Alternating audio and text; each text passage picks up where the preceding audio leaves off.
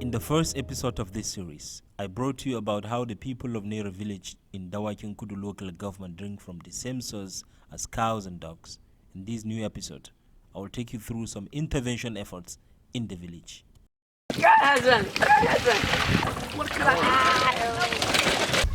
Now, this is one of the point of intervention. Behind me you can see a borehole which the people of the village told me was constructed by one of them, a son of the soil, and I'm going to ask them some questions. But before that, you can see how the queue is coming up. Still young boys, small boys and girls, mostly teenagers, coming with their wheelbarrow from their homes, from all corners of the village to come and fetch water here. This is very interesting as it answers to our question of how scarce water is in this particular village. Ibrahim Inus sabon garin ne Dawakin Kudu. An sha wahalar ruwa dai kwanakin ba, amma wannan shekarun da abin da sauki. Samun bohola an yi guda biyu, kuma akwai a kudumi can haka bayan gari da akwai ana dan diba yanzu ana dan yin ruwa da shi. Wannan kuma ana diwa ana dan sha, ana yin wanka, ana sallah da shi. Ko da yaushe in mutum ya zo na saya ana bashi, in mutum ya zo neman na kyautar ma ana bashi. Duk lokacin da ya zo da mai sayan da mai kyautar din kowa izo za ba shi. To yanzu nawa kuke biya an za ku ɗibi ruwa? A gaskiya abin da muke biya duk jarka ɗaya gashi nan naira 10 muke biya mu ɗebi ruwa cikin sauƙi. Sai dai kawai dai yanayin karancin ainihin gurin ɗiban ruwa ɗin da muke ciki. Idan ka duba za ka ga baro da wacce ake jiran layi tun daga nan har zuwa wajen, ko da a ce ya kai wajen kwata kilomita wani lokacin za ka zo ka tarar da shi. Amma ba damuwa a hakan muna dan samun mu ɗebi abin da ya sauwaka. Sunana Yusuf Jibrin da ke sabon garin Nera. Wannan bawan Allah ya duba jama'ar gari wahalar da suke sha. Ya da can ya haka wata ma ba ruwa. Wannan sakamakon gurin da ya sai wannan rijiyar na wani ne naira miliyan 5 ya sai shi. Asalin wurin da aka kunna ruwan kenan. Ya haka a Ergaya kenan, can ne kusa da Ergaya. Sai yana sakamakon pipe din da aka binna daga nan zuwa nan, ko tafiya zamu da kai yanzu. Mun binne pipe ya kai wajen 750 sannan ya zo nan gurin. Na fuskance ka garin nan babu ruwa ne a ƙasa? Babu, muna akwai ruwa a ƙasa, amma kuma mafi motoci irin na wannan aikin burtsatse sun zo sun auna sabai an yazo ya auna akwai dutse, akwai guraren da aka haƙa ma ina fama da ƙarfin dutse ne sosai, sai ga wata rijiyoyin a gwada sai a zuwa ce babu ruwa, ko kuma sakamakon hakan ne ba mana mai kyau ba, amma an haƙa bawal duk ba dace. So from what I am able to gather, and of course you've listened from Mr. Yusuf, is that this village is in the past assumed or presumed to have an issue with underground water, that there might likely be not water. But then, as he made mention, just close to us, just less than 50 meters here, it has been tested and there has been a presence of water there.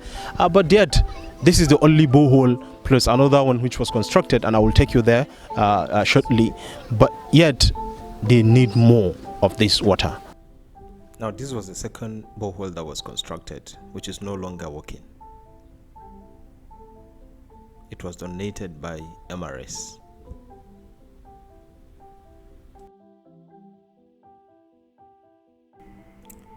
What is even more interesting about the first borehole intervention in Nera Village is how the man responsible spent his money to channel the water from a far distance location.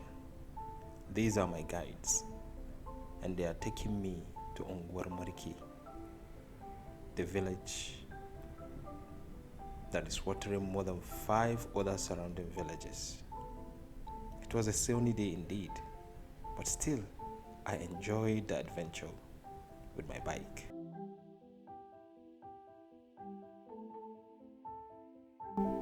And finally, we arrive at the plot of land where the water is all pumped from.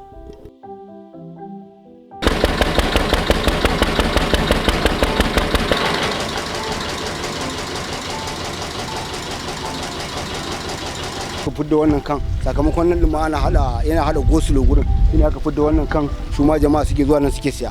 A gane, so kamar yadda naga tankin nan a can Nera, wannan tankin shi ma yanzu rizabuwa ne na wani ruwa kenan. Yawa. It's a very interesting thing. These tanks are used to collect water for the people of Ongwarmariki, where they channel the main water up to Nera Village. a drive of about 10 minutes that we just did.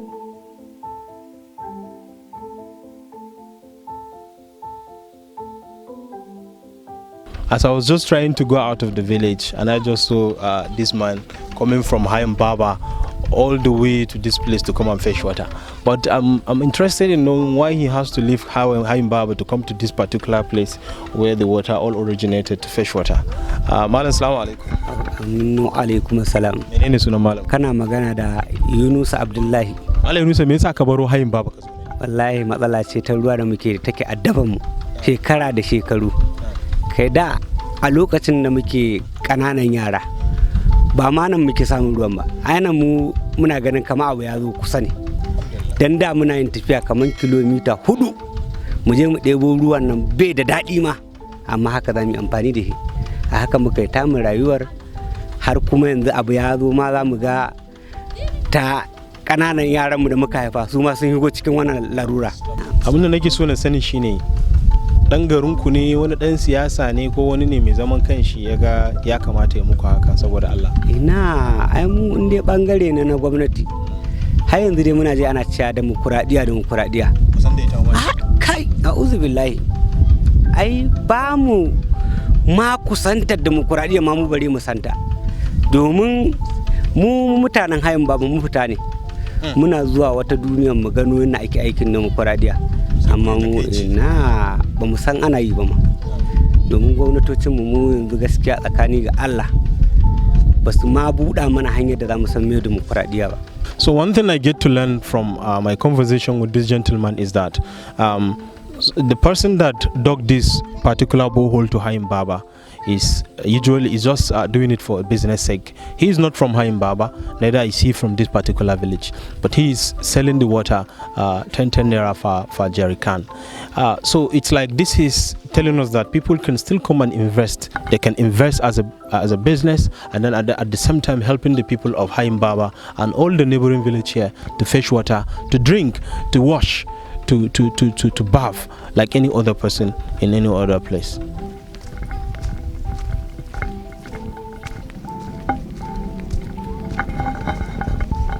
So I'm going to region Kawo now. As you can see, these are Murtala, Yusuf and Baba Ibrahim who are helping me to go to that well. Now that particular well is called Region Nababa. Rija in English means well. Now they said this well is over 100 or 200 years, as they said. We're going to see it and just take a look at it. Follow me, please. So here I'm at region Nababa, region Nakau, region Nakau. Oh my good God. Kuma ana ɗiba ruwa a ciki haka? Sai ma kuwa. Haka ake baro ruwan sai yanzu ma nan ana zuwa ana ɗiba. Wannan ruwa kuma garau yake mai sanyi ne. Allah baba. Allah kwa. I'm going to throw this. I'm going to throw this and then we're going to listen to when it's going to fall. I'm going to count 1, 2, 3 in that manner. 1, 2, 3. Shekarar rijiyar nan ta kai shekara 200. Waye gina ta? Mu kakan ubanmu ne gina ta. Dan Yarima ya Musa. Lokacin suna sarautar Yargaya lokacin yaƙi. Saboda dabbobinsu a cikin garin Yargaya ba gurin da za su samu ruwan sha. Shi kuma nan gonakin musu ne gabaki ɗaya nan. To shine iga ya kamata izo iwa talakawan garin sanan Fulani yan uwansa irijiya dan dabbobin su rinka sha. Da aka gama wannan da aka tona rijiya aka gyara aka dauko baiwa irin ta da ake yi bayi na saraki da ake yi mata gida a daidai wancan wurin kufan waccan darbejiya nan ne gidanta ita ce mai kula da rijiyar nan mu kuma wannan rijiya Allah ya dora mata albarka ba ta karewa kuma iyamu ba sa bari ana hana kowa diba kowa izo ya diba ya tafi kowa izo ya diba ya tafi har suka gama yayin su suke mana wasiya kada mutum izo diban ruwan rijiya nan mu hana shi in ya sa aka hana mutum ba haka adan haka rijiya mai haka rijiya ne haka ta ne fi sabilillahi da haka ya haka ta ibar kowa to ka ganta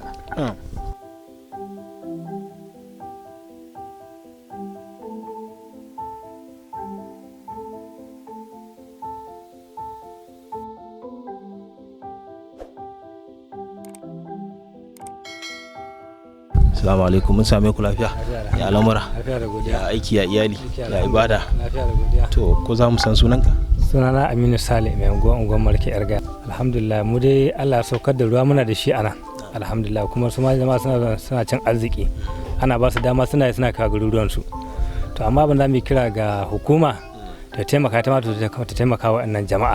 Ta yi nata ba na sayarwa ba. Tunda shi wannan dai kowa zai sai yake.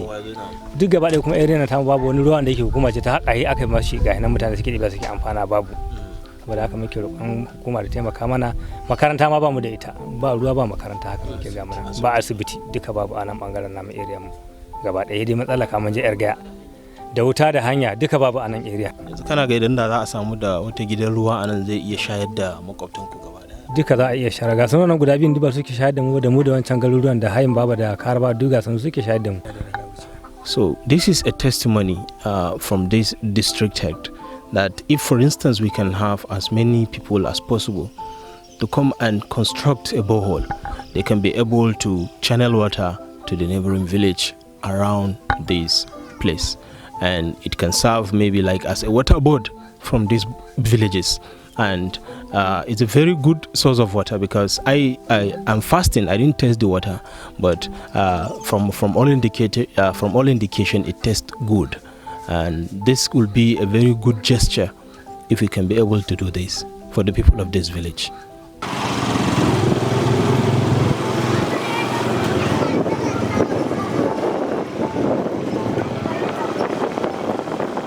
So here I am at Hayin Baba. Hayin Baba is also another place whose water has been channeled from that particular village where we went, on Marke, where they channel their main water. Now this is another place. I'm going to interview one of the people of that village to hear from them. How are they feeling about this and how did they even get this particular borehole? Assalamu alaikum. Menene sunan malam? Salam, sunana Awal. Mala Awal. Awal Nuhu. Awal Nuhu. Anan muna garin Hayin Baba ko? Gaskiya ne haka ne. To mun san ana fama da matsalar ruwa a karkara nan. Amma ku gashi mun zo mun gan ku da borehole. Wane ne ya gina muku wannan? Wallahi wani ana ce masa Salisu ne, amma ba ma daga nan garin aka haƙa ta ba. Daga wani ƙauye ne can lungu ma jeji aka haƙo ta, kimanin fayis zai kai fayis 300 da wani abu wanda ya kawo mana ruwa nan. To hakan ma dai muna maleji. Shi yanzu wannan borehole ɗin kwalli ɗaya kuke da shi a garin nan? Kaɗai ne da mu. Duk mutanen garin nan da shi yanzu suke? Garin nan da wasu ma na kewaye hakan ma baya isa mu. Sai dai ai maleji, muna zuwa muna ɗibo ruwan kwari haka muna amfani da shi haka. Shi wannan mutumin dan garin nan ne? Dan cikin garin nan ne. Wanda ya gina muku wannan borehole? Na nan garin ne. To nawa kuke sayarwa? Muna sayarwa naira 15 duk jarka guda. Karamin bokiti muna sayan shi naira 10. To me yasa ya zo ya gina muku wannan borehole? Kiraye kuka mishi ko kuwa? Allah ne dai kawo shi ya mana. Kuma mu ne mata fatan alkhairi, kuma muna neman taimako da wanda duk wanda zai taimaka mana muna kokon bara. Allah ya sa a taimaka mana. Yanzu a halin yanzu da kuke da wannan akwai wani kalubale da ya shafi na ruwa ko kuma dai wannan din ya wadata? Kalubalen mu yana da yawa. Na ɗaya zuwa 2 ba mu da asibiti, ba mu da hanya, matsalolin suna da dama. Yanzu makaranta nan ma malaman ba mu da cikakkun malamai wanda suke zuwa suke koyar da ɗalibanmu, ko ba ka bane? To kaga hanya ma ba mu da ita cikakkiyar hanya. To babubuwan sun mana yawa, asibiti babu. Yanzu matan ka bata da lafiya a daidai yanzu ta kamu da ciwon nakuda ko wani abun nan, yanzu kafin a ce an tafi an dauke ta an kai ta asibitin Dawaki ta jigata. To hisa muke neman taimako, duk wanda Allah ta zai taimaka mana muna nema.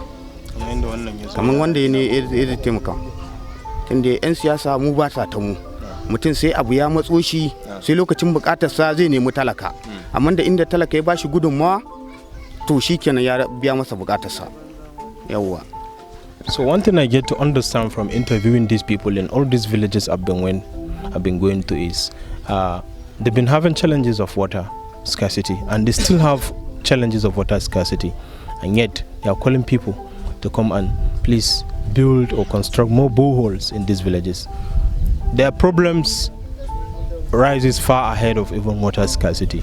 They're having issues of education, they're having issues of hospital, health issues, which you've just heard from him, that if your wife should be sick now or is trying to put to bed, for you to take her from here to Dawaki, she must have suffered. She might likely lose herself or lose the baby in the process.